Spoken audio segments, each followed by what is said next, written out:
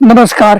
બે India news ચેનલના જનતા માગે જવાબમાં ફરી એક વખત અમે આપના પ્રજાને લગતી સીધી સ્પર્શથી વાત લઈને આવીએ છીએ. આપ સર્વે નાગરિકો ગુજરાતના જાણો છો કે તાજેતરમાં જ સરકારે સ્થાનિક સ્વરાજની સંસ્થાઓ એટલે કે જિલ્લા પંચાયતો, નગરપાલિકાઓ, કોર્પોરેશનો વગેરેની ચૂંટણીઓ જાહેર કરી છે. અને એના માટે થઈને ચૂંટણી લડાવવા માટે આપ પાર્ટી, કોંગ્રેસ કે મેઇન જે ગુજરાતની છે ભારતીય જનતા પાર્ટી, એ લોકોએ પૂરી ઝુંબેશથી શરૂઆત કરી દીધી છે. આપ સર્વે જાણો છો કે આ દેશમાં ને છેલ્લા 20-25 વર્ષથી જે કોઈ રાજકીય પાર્ટી હોય, કોંગ્રેસ હોય, ભાજપ હોય કે આપ પાર્ટી હોય, એવો પોતાના પાર્ટી સ્થાપે છે ત્યારે જે આદર, સિદ્ધાંતો, નિષ્ઠાઓ, પ્રજાની સેવાની વાત કરે છે અને સ્વચ્છ પારદર્શક વહીવટ આપવા માટે થઈને પારદર્શક ઉમેદવારોની વાત કરે છે, એ બધી વાતો ચૂંટણીની જાહેરાત થયા પછી હવામાં બાષ્પીભવન થઈ જતું હોય છે. આપ સર્વે જાણો છો કે ચૂંટણીની અંદર મની પાવર એટલે કે જેની પાસે પૈસા છે, મસલ્સ પાવર, એવા લોકોને, ઉમેદવારોને ટિકિટ ફાળવવાની શરૂઆત કરતા હોય છે. આપ સર્વે નાગરિકો જાણો છો કે છેલ્લા 20-25 વર્ષથી ગુજરાત હોય કે ભારતમાં વિવિધ ચૂંટણીઓની અંદર આવા મેં કીધું પક્ષ પલટુઓ, ગુંડાગીરી કરવાના, જેની ઉપર એડીએસ સંસ્થાએ તો દરેક ધારાસભ્ય કે સંસદ સભ્યો ઉપર કેટલી બધી ફોજદારી કેસો, બળાત્કાર, લૂંટમારીના કેસો ચાલે છે એની વિગતો જાહેર કરતી જ હોય છે. ને 60-70% જેટલા ઉમેદવારો ઉપર વિવિધ પ્રકારના ફોજદારી કેસો ચાલતા હોય છે. એવાને પણ ટિકિટો આપવાની લાણી કરે છે, કેમ કે એકમાત્ર લોકોની સેવા કરવાનું લક્ષ્ય કે પારદર્શક વહીવટ કે સ્વચ્છતાનું રાજકારણની વાત રહી નથી. માત્ર સત્તા હાંસલ કરવી અને સત્તા હાંસલ કર્યા પછી પૈસા બનાવવા, સત્તાઓનો ગેરઉપયોગ કરવો, એ જ આ ભારતના રાજકારણની કમનસીબી બની ગઈ છે. અને ગુજરાતની અંદર અત્યારે જે ચૂંટણીઓ જાહેર થઈ છે એમાં ખાસ આજે જે આપણે વાત કરવાના છીએ એ મહત્વની વાત એ છે કે ગુજરાતના રાજકારણની અંદર સરકારી અમલદારોને, સરકારી કર્મચારીઓ ધીરે ધીરે 20-25 વર્ષથી એને સત્તાનો નશો લાગ્યો છે અને એ લોકો જોડાતા જાય છે. મને તો નવાઈ એ લાગે છે કે કોઈ પણ પાર્ટી હોય, આપ પાર્ટી હોય, ભાજપ હોય કે કોંગ્રેસ હોય, તમે જાણો કે જે કર્મચારી કે અમલદારે 25-30 વર્ષ, 35 વર્ષની સર્વિસ દરમિયાન સચિવાલયમાં આવતા નાગરિક કે કલેક્ટર ઓફિસમાં આવતા નાગરિકને ધૂતકાર્યો હોય, એર કન્ડિશન ચેમ્બરમાં બેસીને વહીવટ કર્યો હોય, ખાસ કરીને પોલીસ સ્ટેશનમાં તો તમે ગયા હો તો 90% પોલીસ સ્ટેશનમાં ગાળોનો વરસાદ ખાવા મળ્યો હોય. અને એવા પોલીસ અમલદારો રાતોરાત નિવૃત્તિ લઈને અથવા 60 વર્ષ પછી નિવૃત્ત થઈને કોઈ પાર્ટીમાં જોડાય અને તમારી સેવા માટે હાથ જોડીને આવે ત્યારે કેટલી હાસ્યાસ્પદ સ્થિતિ હોય કે જેણે 58-60 વર્ષ સુધી ગાળો દીધી હોય, ભ્રષ્ટાચાર કર્યો હોય, વહીવટમાં કોઈ સુધારા ન કર્યા હોય, કોઈ નવીનતા નથી આપી, એવા લોકોને સરકાર આમાં મુકતી હોય છે. આની પાછળના આ લોકોના આવવાના બે જ કારણ હોય છે. એક તો નિવૃત્તિ પછી પણ સત્તા ભોગવવી રાજકારણમાં આવીને, બીજું સૌથી મહત્વની બાબત એ હોય છે કે આ બધા મોટા ભાગના 90%-95% અધિકારીઓએ સરકારી નોકરી દરમિયાન બેફામપણે ગેરરીતિઓ, ભ્રષ્ટાચાર કરીને કરોડો રૂપિયા બનાવ્યા હોય, એની પર કેસો ચાલતા હોય. આ લોકોની સામે કામગીરી ન થાય, કાર્યવાહી ન થાય, એટલે જે તે પાર્ટીનો રાજકીય જબ્બો પહેરી અને પોતાના પાપો છુપાવવા માટે, રાજકારણની ખુરશીમાં ચડી બેવા માટે પાર્ટી જોઈન કરી લેતા હોય છે. આ દેશની ને ગુજરાતની કમનસીબી છે. આજે આપણે આવા કેટલાક IAS, IPS અમલદારોની વાત કરશું. આજે આપણે સૌએ જાણીએ છીએ કે દેશભરમાં આપણે હવે પછીના એપિસોડમાં ભારત સરકારના સેન્ટ્રલ મંત્રી અશ્વિની વૈષ્ણવ, એસ જયશંકર, હરપ્રીત સિંહ, આવા જે કેટલાક IAS, IPSમાંથી રાજકારણમાં ચડી બેઠા છે એની પણ વાત કરીશું. આજે ગુજરાતની આ સ્થાનિક સ્વરાજની ચૂંટણીઓ જાહેર થઈ છે ત્યારે આપણે ગુજરાત પૂરતી હાલ વાત રાખીશું અને ગુજરાતની અંદર કેટલાક IAS, IPS અને ઉચ્ચ અમલદારો જે રાજકારણમાં જોડાયા છે, કેટલાક સફળ પણ થયા છે, કેટલાક નથી થયા, તો એની આપણે આમાં અમારો હેતુ એવો કોઈ, જો દરેક ભારતની અંદર લોકશાહી છે અને દરેક નાગરિક પોતે સરકારી અમલદાર હોય તો નિવૃત્તિ પછી કે નિવૃત્તિ પહેલાં સ્વૈચ્છિક રાજીનામું દઈને ચૂંટણી લડવાનો અબાધિત અધિકાર ધરાવે છે. એનો વિષય છે. ભારતના બંધારણે એને સત્તા આપી છે. તમે જુઓ કે ભારતના બંધારણ તો એટલું બધું મુક્ત છે કે 5-5 વર્ષની સજા પામેલા લોકો જેલમાં બેઠા બેઠા પણ ચૂંટણીમાં હમણાં જ આજે સ્થાનિક સ્વરાજની ચૂંટણીમાં જામનગરના એક ઉમેદવાર જેલમાં છે તો એણે જેલમાંથી કોર્ટને અરજી કરી કે ભાઈ મારે ચૂંટણી લડવી છે તો કોર્ટે એને મંજૂરી પણ આપી. હવે વિચાર કરો કે આવા ગંભીર ગુનેગારો પણ ચૂંટણી લડી શકતા હોય. ભૂતકાળમાં લતીફ કેટલા બધા ગુનામાં સંડોવાયેલો હતો તો પણ 5 ઠેકાણેથી છૂટાયો હતો. એટલે આ પ્રજાની માનસિકતાની પણ વાત છે. પ્રજા કેટલી અશિક્ષિત છે એવું કહેવાનો મતલબ નથી, પણ મની મસલ અને વ્યક્તિ પૂજાની વાત આ ભારતની અંદર છેલ્લા 30 વર્ષમાં ઘૂસી ગઈ છે ને કે ભાઈ આદર્શ, સિદ્ધાંતો, નિષ્ઠા, નિયમો, પ્રજાની સેવા કરવાના બધું ભૂલી અને વ્યક્તિને આપણે ધ્યાનમાં રાખીને જે મતદાનની પદ્ધતિ શરૂ કરી છે 25 વર્ષથી એના માઠા પરિણામો એ ભોગવીએ છીએ આપણે. કે તમે જુઓ કે 25 વર્ષથી અમદાવાદમાં ભાજપની કોર્પોરેશન હોવા છતાં રસ્તાઓ તૂટે છે, પુલો તૂટે છે, પેલા હરણીકાંડ થાય છે. મોરબીનો ઝૂલતા પુલની અંદર હજારો સેંકડો બાળકો અને નાગરિકો મરી જાય છે. છતાં પણ આપણે એ વ્યક્તિ પૂજાથી આકર્ષાઈ અને વ્યક્તિ પૂજાના નામે મતદાન કરીએ છીએ ને પરિણામે સરવાળે ભ્રષ્ટાચાર, ગુનાહિત પ્રવૃત્તિઓને પ્રોત્સાહન મળે છે અને એક આખી સિસ્ટમ લોકશાહીની ધીરે ધીરે સરમુખ્ય તરફ જતી જાય છે. એમાં આજે આ સ્થાનિક સ્વરાજની ચૂંટણી ગુજરાતમાં જે જાહેર થઈ છે એમાંના આપણે કેટલાક ઓફિસરોની વાત કરીશું. મહાત્મા ગાંધીજી, સરદાર વલ્લભભાઈ પટેલ, દયાનંદ સરસ્વતી, કનૈયાલાલ મુનશી, વીર નર્મદ જેવા રાજકારણીઓને આ સાહિત્યકારોની ગુજરાતની ભૂમિમાં છેલ્લા 25 વર્ષથી રાજકારણની અંદર સિદ્ધાંતો, નિષ્ઠા, નીતિ નિયમો, આદર્શો, પક્ષના સિદ્ધાંતોને ભૂલી જઈને માત્ર તકવાદી અને રૂપિયાની તાકાત અને પોતાની જ આજિયા કરે તેવા માપદંડોને આધારે રાજકારણમાં એન્ટ્રી મળવાની દુઃખદ શરૂઆત થઈ ગઈ છે.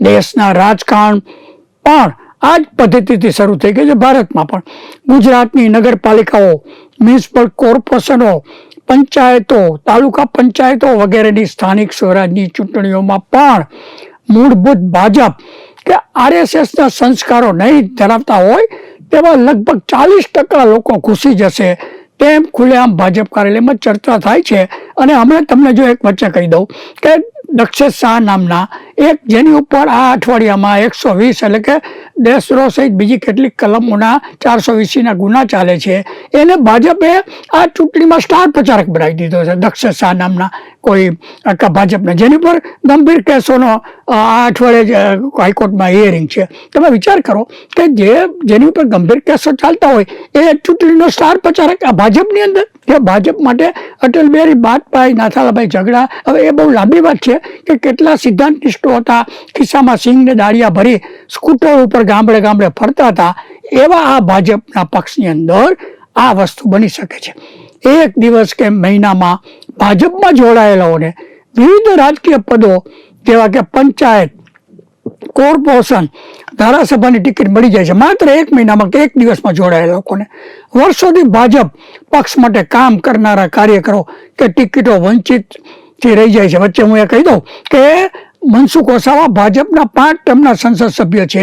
તેણે હમણાં જાહેરમાં ઉકળાટ કર્યો કે તમે ભાજપની અંદર કેવા લોકોની ભરતી કરો છો અને કેવા ખોટા સાચા સિદ્ધાંતો મૂકીને નિષ્ઠાવાન કાર્યકરોને અન્યાય કરો છો. એવું જ હવે હું આવીશ જે વાત ઉપર અરવલ્લીમાં થવાનું છે. છેલ્લા કેટલાક વર્ષોથી ગુજરાતમાં અને ભારતના રાજકારણમાં પણ સરકારી નોકરીમાંથી નિવૃત્ત થયેલાઓ કે નોકરી પહેલા 1-2 વર્ષ બાકી હોય ત્યારે રાજીનામું આપીને રાજકારણમાં જોડાયેલા હોય એની સંખ્યા વધતી જાય છે.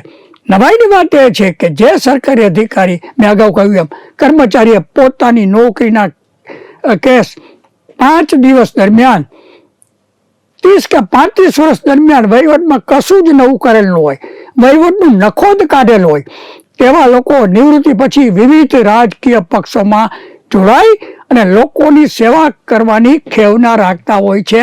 આનાથી વધારે કરુણ પરિસ્થિતિ આ દેશની હોઈ શકે નહીં. ભાજપ જેવી એક સમયની સિદ્ધાંત નિષ્ઠ ગણાતી પાર્ટી સિદ્ધાંતો અને આદર્શો ભૂલીને આ બાબતમાં પણ ખૂબ આગળ છે. સરકારી નોકરીમાંથી રાજકારણમાં જોડાયેલા હોય ઘણા બધા કર્મચારીઓ અને અધિકારીઓ છે. એની ચર્ચા, ચિંતા અને ચિંતન પણ કરીશું. પરંતુ આજે શરૂઆત આપણે માત્ર 2 દિવસ પહેલા જ, હું તો કહું છું 1 દિવસ પહેલા જ, ગુજરાત સરકારમાંથી નોમિનેટેડ, એટલે આને ડાલડા ઘી બનાવટી આઈપીએસ કહું છું, બનેલા મૂળ આદિવાસી એવા મનોજભાઈ નીનામાને જે દિવસે ભાજપમાં જોડાયા એ જ દિવસે પંચાયત, અરવલ્લી જિલ્લા પંચાયતની ટિકિટ આપી. તેનું ઉત્તમ ઉદાહરણ છે. અહીંયા એક વચ્ચે વાત કહી દઉં તો અરવલ્લી જિલ્લાની અંદર વર્ષોથી આદિવાસી યુવાનો કામ કરે છે, તો એમાંને કોઈને ટિકિટ ન આપી. હું જાણું છું ત્યાં સુધી સાબરકાંઠા અરવલ્લીમાં એક રાજેન્દ્રભાઈ ખરાડી કરીને આદિવાસી યુવાન નેતા છે, એકદમ નિષ્ઠાવાન છે. RSSના 3 વર્ષનો ટ્રેનિંગનો કેમ્પ સફળતાપૂર્વક કરેલો છે.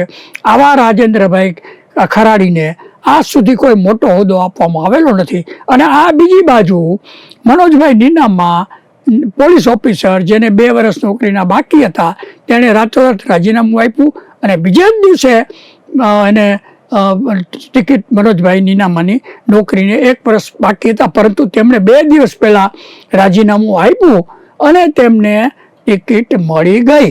તમે વિચાર કરો કે એને ટિકિટ મળી ગઈ, અને 2 દિવસ પહેલા રાજીનામું આપી દીધેલું અને રાતોરાત ભાજપમાં જોડાઈ ગયા અને રાતોરાત પંચાયતની ટિકિટ પણ મળી ગઈ. વર્ષોથી કામ કરતા ઘણા બધા આદિવાસી યુવાનોની ટિકિટ કપાઈ ગઈ. મેં અગાઉ કહ્યું એમ વિજયનગરના મૂળ પાસે રહેતા આદિવાસી રાજેન્દ્રભાઈ ખરાડીની RSSના 3 વર્ષનો કોર્સ પૂરો કરેલો હોવા છતાં તેમને આજ સુધી ટિકિટ મળી નથી. ત્યારે મનોજભાઈ નીનામાને 1 જ દિવસમાં ટિકિટ મળી ગઈ છે. મનોજભાઈ નીનામાને ટિકિટ મળવા પાછળ તેમની કોઈ કાર્યક્ષમતા, વિશિષ્ટ આવડત કે સરકારી નોકરીમાં ખાસ કોઈ સારી કામગીરી કરી હોય તેવું તો ક્યારેય જાહેર થયું નથી. પરંતુ IPS વર્તુળોમાં ચાલતી ચર્ચા મુજબ મનોજભાઈ નીનામા જ્યારે ગાંધીનગરમાં DYSP હતા ત્યારે, અને એ સમયે મારી યાદશક્તિ મુજબ JK ભટ્ટ નામના એનાથી સિનિયર ઓફિસર, પોલીસ ઓફિસર ગાંધીનગરના પોલીસ વડા હતા, ત્યારે વિશ્વ હિન્દુ પરિષદના, સાંભળો, આ વિશ્વ હિન્દુ પરિષદ ભાજપની જ પાંખ છે, વિશ્વ હિન્દુ પરિષદના ચુસ્ત કાર્યકર એવા અશ્વિનભાઈ પટેલની વિરુદ્ધ 124A એટલે કે દેશદ્રોહનો ગુનો દાખલ કરવામાં આવેલો હતો. અહીંયા એક વાત કહી દઉં કે આ અશ્વિનભાઈ પટેલે એ સમયે નરેન્દ્રભાઈ દામોદરદાસ મોદીની વિરુદ્ધ કેટલાક SMS કરેલા કે ભાઈ આને રાતોરાત મુખ્યમંત્રી કેમ બનાવી દેવામાં આવે છે વગેરે વગેરે. એમાં કોઈ બીજી ગંભીર બાબત નહોતી, પણ એક વિશ્વ હિન્દુ પરિષદ નેતાને લાગ્યું કે મોદી કરતાં બીજા ઘણા બધા અહીંયા પેલા કાર્યક્ષમ નેતાઓ છે એને મુખ્યમંત્રી બનાવવો છે, આવા એને SMS કરેલા હતા. તો પણ વિશ્વ હિન્દુ પરિષદ ભાજપની પાંખ હોવા છતાં એમની પાછળ એને 100 લગાડી કલમ, અને તપાસ અધિકારી તરીકે એ સમયે આ મનોજભાઈ નીનામા હતા. વિશ્વ હિન્દુ પરિષદના ચુસ્ત કાર્યકર રહેવા અશ્વિનભાઈ પટેલે એ સમયના મુખ્યમંત્રી નરેન્દ્રભાઈની વિરુદ્ધમાં, મેં કહ્યું એમ, કેટલાક SMS પોતાના ગ્રુપમાં કરેલા હતા. તેના સંબંધે તેની વિરુદ્ધ દેશદ્રોહનો કાયદો, ગુનો લગાડવામાં આવેલો હતો. આ સમયે મનોજભાઈ નીનામાએ અશ્વિનભાઈ પટેલની ધરપકડ કરી સરકારની ગુડ બુકમાં આવ્યા હતા. એ સમયે હાઈકોર્ટના પ્રમાણિક અને નિષ્ઠાવાન ગણાતા સિનિયર જજ અકિલભાઈ કુરેશીની સમક્ષ અશ્વિનભાઈ પટેલનો કેસ આવ્યો. ત્યારે જજ કુરેશી સાહેબે DYSP મનોજભાઈ નીનામાને પૂછેલું કે 124A કલમનો તમે વિસ્તૃત અભ્યાસ કર્યો છે કે એને વાંચેલું છે કે એમને એમ સીધી લગાડી દીધી. તે સમયે મનોજભાઈ નીનામા છોભેલા પડી ગયા હતા, કારણ કે એને કાંઈ વાંચ્યું જ નહોતું, માત્ર ઉપરની સૂચના મુજબ કેસ ઠપ કરી દીધો હતો. જજ કુરેશી સાહેબે જણાવેલ કે તંદુરસ્ત ટીકા કરવી એ રચનાત્મક ટીકા કરવી એ ગુનો બનતો નથી, લોકશાહીમાં અધિકાર છે. આ કિસ્સાની રસપ્રદ બાબત એ છે કે જજ મુસ્લિમ હોવા છતાં ચુસ્ત વિશ્વ હિન્દુ પરિષદ, જે મુસ્લિમોના વિરોધી ગણાય છે, એના એવા ચુસ્ત કાર્યકર એવા અશ્વિનભાઈ પટેલને તાત્કાલિક જામીન આપી દીધેલા. અને એનાથી પણ વધારે રસપ્રદ બાબત એ છે કે અશ્વિનભાઈ પટેલનો કેસ તે સમયે કોંગ્રેસના સ્વર્ગસ્થ ધારાસભ્ય શશિકાંતભાઈ લાખાણીના સુપુત્ર એડવોકેટ કોંગ્રેસી ચુસ્ત એવા યોગેશભાઈ લાખાણીએ લડેલો હતો. આ મનોજભાઈ નીનામા વિશ્વ હિન્દુ પરિષદના ચુસ્ત કાર્યકરની ધરપકડ કરવાના શિરપાવ રૂપે ભાજપે આજે ટિકિટ આપી હોવાનું ખુલ્લે આમ આઈપીએસ વર્તુળોમાં ચર્ચા થાય છે. સચિવાલયના કર્મચારીઓમાં અને પોલીસ ભવનમાં તો હવે એવી ચર્ચાઓ ચાલે છે કે હવે કર્મચારીઓ અને પોલીસ અધિકારીઓ ચૂંટણીલક્ષી રાજકારણમાં બિન આરોગ્યપ્રદ પાણીપુરીના આ સ્વાદનો ચસ્કામાં ફસાઈ જાય છે એવો ચસ્કો લાગ્યો છે કે નિવૃત્તિના થોડા સમય પૂર્વે આવા અમલદારો સત્તાધારી પક્ષના નેતાઓની અધમ કક્ષાની ચાપલૂસી કરીને તેઓના કૃપાપાત્ર બનવા માટે સરકારી હોદ્દાની ગરિમા અને ગૌરવનું બાષ્પીભવન કરતા લજવાતા નથી. લગભગ 2001 પછી ગુજરાતમાં ભારતીય જનતા પાર્ટીની હાલત રેલવેના અનરિઝર્વ ડબ્બા જેવી થઈ ગઈ છે.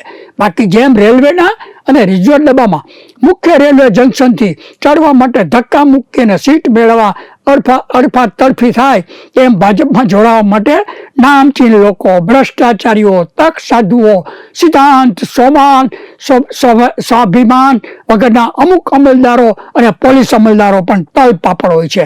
કેટલાક અમલદારો અને પોલીસ અમલદારો પોતાની 2 નંબરની આવકને વ્યવસ્થિત કરવા, વાઇટ કરવા માટે પણ ભાજપમાં જોડાઈ જતા હોય છે. આ મુખ્ય કારણ છે. આનું છેલ્લું ઉત્તમ ઉદાહરણ નિવૃત્ત નોમિનેટેડ આઈપીએસ અને મૂળભૂત આદિવાસી મનોજભાઈ નીનામા છે. સાબરકાંઠા અને અરવલ્લીના તેઓ નિવાસી છે. લગભગ 30 વર્ષ અગાઉ અનુસૂચિત જનજાતિની અનામત જગ્યા ઉપર ગુજરાત જાહેર સેવા આયોગની સ્પર્ધાત્મક પરીક્ષા પસાર કરીને નાયબ પોલીસ અધિક્ષક તરીકે તેઓ ગુજરાત સરકારમાં જોડાયા હતા. મનોજભાઈ હંમેશા વાદ વિવાદમાં રહ્યા હોવા છતાં રાજકારણીઓની ખુશામત કરવા માટે પંકાયેલા છે. મનોજભાઈ નીનામા ગાંધીનગર જિલ્લા પોલીસ વડાની કચેરીમાં મુખ્ય મથકના ડીવાયએસપી હતા ત્યારે સામાન્ય કેસમાં પણ સેલ ટેક્સના પટાવાળાની માફક અનુચિત અપેક્ષા રાખતા હોવાથી તેઓ તે સમયે ખૂબ જ વિવાદાસ્પદ થયા હતા. પોલીસ વિભાગ માટે આ કઈ નવી બાબત નથી, જગજાહેર છે. દરેક પોલીસવાળા અનુસૂચિત અપેક્ષાઓ રાખતા જ હોય છે. એ બાદ તેઓ વિધાનસભામાં લાંબા સમય સુધી સાર્જન્ટ તરીકે નોકરી કરેલ હોવાથી ભાજપના અનેક રાજકારણીઓ સાથે તેઓનો ગરોબો થયો હોવાનું પણ પોલીસ બેડામાં ચર્ચાય છે. હકીકત છે, કચ્છમાં હતા ત્યારે વાસણભાઈ આહિરને તેઓ શક્ય તેટલી મદદ પૂરી પાડીને પોલીસ અમલદાર કરતા પોલિટિકલ એજન્ટની કામગીરી વધારે કરતા હોવાની પણ ખુલ્લેઆમ ચર્ચા આજે પોલીસ બેડામાં થાય છે.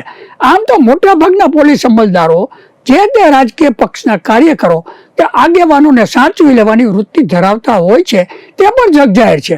આ ઉપરાંત પોતાના વતનમાં જ પોતાની જ જ્ઞાતિના કેટલાક લોકોને ધાક ધમકી આપીને જે તે સમયે ભય અને આતંકનું વાતાવરણ નિર્માણ કરવા માટે ખાનગી ગોળીબાર કર્યો હોવાની તેઓની સામે તે સમયે ગંભીર આક્ષેપો પણ થયા હતા. આ સમયે અત્યંત કડક સ્વભાવના અને તેજ તિખાર મહિલા આઈપીએસ અમલદાર શ્રીમતી ગગનદીપ ગંભીરના નિરીક્ષણ હેઠળ પોલીસ ભરતીની કામગીરીમાં મદદનીશ તરીકે મનોજભાઈ નીનામાને જવાબદારી આશરે 10 વર્ષ અગાઉ સોંપવામાં આવી ત્યારે પોતાના મળતિયાઓ અને સંબંધીઓ અને અભૂતપૂર્વ ગેરરીતિઓ આચરીને પોલીસમાં ભરતી કરવાના ગુનાહિત દુષ્કૃત્યો કરતા મનોજભાઈ નીનામાને ગૃહ વિભાગે સસ્પેન્ડ કરી દીધા હતા. વિચાર કરો કે આ મનોજ નીનામાને ગેરરીતિઓ અને ભ્રષ્ટાચારના આક્ષેપોસર સસ્પેન્ડ કરેલા હતા. એ મનોજભાઈ નીનામાને આજે ભાજપ તેનો ખેસ પહેરાવી વાતે ગાતે ઢોલ નગારા વગાડી અને જિલ્લા પંચાયતની ટિકિટ આપે છે. આમાં ક્યાં ભાજપની ગુરુ ગોલવેલકરજી આરએસએસના સિદ્ધાંતો, ભાજપના સિદ્ધાંતો ક્યાં ગયા? રાજકીય ગોડફાધરોના પગ ચંપી કરીને તેઓ પાછા પૂર્ણ નોકરીમાં પણ સ્થાપિત થઈ ગયા હતા. આપણે જાણીએ છીએ કે રાજકારણીઓની મહેરબાની હોય તો સસ્પેન્શનમાંથી પાછા પણ આવી શકાય છે. અને આદિવાસી વિસ્તારના જિલ્લાઓમાં પોલીસ અધિક્ષક તરીકે લગભગ મલાઈદાર પોસ્ટિંગ બાદ લાયકાત ન હોવા છતાં અને ગંભીર આક્ષેપોનો સામનો કરી રહેલા મનોજભાઈના નીનામાને ડીઆઈજી અને આઈજીની બઢતી પણ રાજકારણીઓની કૃપાથી મળી હોવાની ચર્ચા ખુલ્લેઆમ ગૃહ વિભાગમાં થાય છે. આમ મનોજભાઈ નીનામાએ પોતાની નોકરીના નિવૃત્તિના થોડા સમય અગાઉ સ્વૈચ્છિક નિવૃત્તિનો હુકમ કરાવીને અરવલ્લી જિલ્લાના રાજકીય ખાળકુવામાં ડૂબકી મારવાની તૈયારીઓ કરીને સમાજ સેવાની પોકળ ઘોષણા કરતા ભૂતકાળના કેટલાક આવા જ પ્રકારના કિસ્સાઓની ચિંતન અને ચર્ચા કરવામાં આવે તે આજના સમયે સમયોચિત ગણાશે. લગભગ 58 વર્ષ પહેલા 58 વર્ષ સુધી પોલીસ અધિકારી તરીકે બેફામ અને તુમકી ભર્યું વર્તન કરેલો હોય હવે પ્રજા સમક્ષ હાથ જોડીને મત લેવા જાય સમયે તેમની આત્મા કેટલો દુભાતો હશે તે પણ વિચારવાની બાબત છે. કેમ કે વર્ષો સુધી સરકારમાં દાદાગીરી કરી હોય પછી તમે હાથ જોડીને મત લેવા જવાના. 2014ની આસપાસ આવા જ અન્ય વિવાદાસ્પદ સીધી ભરતીના IPS જેવા મૂળ ગુજરાતના કોંગ્રેસી નેતા સ્વર્ગસ્થ દેવજીભાઈ વાણવીના ભાણેજ અને સચિવાલયના આરોગ્ય વિભાગની જે તે સમયના વર્ગ 3ના બિન રાજ્ય પત્રિત કર્મચારી કાંતિલાલ પાટડિયા એટલે કે કેડી પાટડિયાનો રાજકીય પ્રવેશ પણ પોલીસ ભવનમાં પણ ચર્ચાને પાત્ર થયો છે. કેડી પાટડિયા મૂળ કોંગ્રેસી વિચારધારાના ઉપરાંત ચુસ્ત દલિત હોવાથી હિન્દુ સંગઠનોના વિરોધી તરીકે ગાંધીનગરના પોલીસ અધિક્ષક હતા ત્યારે વર્તતા હોવાની ઘણા બધા સંગઠનોએ ફરિયાદો કરી હતી. અલબત્ત આમાં કેટલું સાચું ખોટું તે તપાસી બાબત છે. અમે એવું નથી કહેતા કે તેઓ આવો ભેદભાવ રાખતા હતા. મૂળભૂત રીતે કેડી પાટડિયા 1952માં જન્મેલા અને 33 વર્ષની મોટી ઉંમરે કારકુનમાંથી સીધી ભરતીના IPS થયેલા હતા. 1992માં 6 ડિસેમ્બરે અયોધ્યામાં થયેલ રામ જન્મભૂમિની કાર સેવા બાદ વિશ્વ હિન્દુ પરિષદ અને RSS ઉપર પ્રતિબંધ મુકાયો. તે તકનો લાભ લઈને કેડી પાટડિયાએ સેક્ટર 21 ટાઉન પોલીસ સ્ટેશનના સેકન્ડ PI સ્વર્ગસ્થ MK પરમાર જેઓ 24 કલાક નશામાં રહેતા હતા તેઓની મદદથી વિશ્વ હિન્દુ પરિષદના આગેવાનોને જેલમાં ખોસી દેવાની કામગીરી કરેલી. પરંતુ તેઓની જ બેચમેટના અને તત્કાલીન ગાંધીનગર કલેક્ટર MS ડાગુરે કેડી પાટડિયાને જાહેરમાં કડક શબ્દોમાં કહ્યું હતું કે મેં પ્રતિબંધનું જાહેરનામું પાર પાડી મેં મારું કામ પૂરું કરી દીધું છે, પરંતુ હવે તમારે અંગત પૂર્વગ્રહથી હિન્દુ આગેવાનોને હેરાન કરવાની મંજૂરી મારી પાસે લેવા માગવી નહીં. ગુજરાત સરકારના બાહોશ તત્કાલીન મુખ્યમંત્રી સ્વર્ગસ્થ સચીમનભાઈ જીવાભાઈ પટેલની સૂચના હતી કે વિશ્વ હિન્દુ પરિષદ અને RSSના કાર્યકરોને હેરાન કરવાના નથી. આમ છતાં કેડી પાટડિયાએ સ્વર્ગસ્થ MK પરમારને બલીનો બકરો બનાવીને ગાંધીનગર પંચદેવ મંદિરમાં ધમકી આપવા મોકલ્યા હતા. એ વખતે પણ MK પરમાર ઇન્સ્પેક્ટર નશામાં હોવાથી ભાજપના મહિલા મોરચાના આગેવાન એ સમયના શ્રીમતી કુસુમબેન પારેખે પાટડિયા અને પરમાર વિરુદ્ધ ઉચ્ચ કક્ષાએ ફરિયાદ કરી હતી. જે ફરિયાદને સ્વર્ગસ્થ ધારાસભ્ય ભાજપના ધારાસભ્ય તારાચંદભાઈ છેડાએ પણ લેખિત સમર્થન આપતા કેડી પાટડિયા અને MK પરમાર પોતાના બચાવ માટે દોડતા થઈ ગયા હતા એવું મને યાદ છે. અને સ્વર્ગસ્થ પરમાર ઇન્સ્પેક્ટર પરમાર તો અકાળે મૃત્યુ પામ્યા છે. આમ છતાં કેડી પાટડિયા નિવૃત્તિ બાદ ભાજપમાં જોડાઈ જતા. ભાજપમાં જોડાવાનું તેમનો મૂળભૂત વિચાર ધારાની વિરુદ્ધ હતું. ભાજપની ટિકિટ માટે કાકલુદી પણ કરી હતી, પરંતુ તેઓને માત્ર ભાજપના ચૂંટણી ઢંઢેરાની મુસદ્દા સમિતિના સભ્ય બનાવેલા હતા. ભાજપે પણ એને ટિકિટ ન આપી, કેમ કે ભાજપ એનો ઇતિહાસ જાણતું હતું. ભાજપમાં જ એને પ્રવેશ આપ્યો. આ ઉપરાંત AK પટેલ નામના અન્ય એક વિવાદાસ્પદ નોમિનેટેડ IPS અમલદાર પણ નિવૃત્તિના દિવસે જ ભાજપમાં જોડાયા હતા. HK પટેલ વિરુદ્ધ મીડિયામાં ભારે ઉહાપો થવાથી જે તે સમયે રાજકીય હોદ્દો મેળવવાનું તેમનું સપનું સાકાર થયું નહીં. એવી જ રીતે GK પરમાર નામના અન્ય એક 1984ની બેચના નોમિનેટેડ IPS સ્વર્ગસ્થ કેશુભાઈ પટેલની ગુજરાત પરિવર્તન પાર્ટીની ટિકિટ ઉપર વિધાનસભાની ચૂંટણી લડેલા, પરંતુ તેઓ હારી ગયા હતા. 1993ની બેચના નોમિનેટેડ IPS BD વાઘેલા પણ અનુસૂચિત જનજાતિના ઉમેદવાર તરીકે ભાજપની ટિકિટ ઉપર વિધાનસભાની ચૂંટણી લડેલા અને હવે હારી જતા પસ્તાવાની લાગણી સાથે બાકીનું જીવન જીવી રહ્યા હોવાનું જાણવા મળે છે. ભાજપવાળા હોય પણ તેમને ક્યાંય કોઈ કાર્યક્રમમાં બોલાવતા હોવાનું જાણવા મળેલ નથી. એવી જ રીતે 1982ની બેચના નોમિનેટેડ આઈપીએસ અમલદાર વીવી રબારી તો મૂળભૂત રીતે જન્મજાત કોંગ્રેસી વિચારધારા ધરાવતા હતા અને આજે પણ કોંગ્રેસી વિચારધારા ધરાવે છે. તેઓએ નિવૃત્તિ બાદ સત્તાવાર રીતે કોંગ્રેસમાં સામેલ થયા અને ગોપાલક સમાજના યુવાનોને પોલીસની નોકરી અપાવવાનું કામ કરી રહ્યા છે. 1980ની બેચના સીધી ભરતીના આઈપીએસ રાજન પ્રિયદર્શિની અગાઉ સચિવાલયમાં સેક્શન અધિકારી તરીકે પસંદ થયા હતા. એ પણ દલિત છે. રાજન પ્રિયદર્શિની સામે મહિલા આઈપીએસની નિર્જા ગોત્રુલાવે તેમની વિરુદ્ધ અજુગતુની માંગણીની ફરિયાદ કરતા થોડા સમય માટે તેમનું પ્રમોશન પણ અટકી ગયેલું હતું.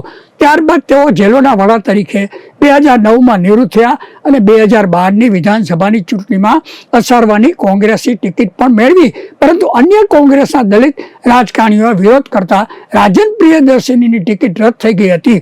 આમ તેઓ પણ કોંગ્રેસ પક્ષમાં જોડાયા હતા.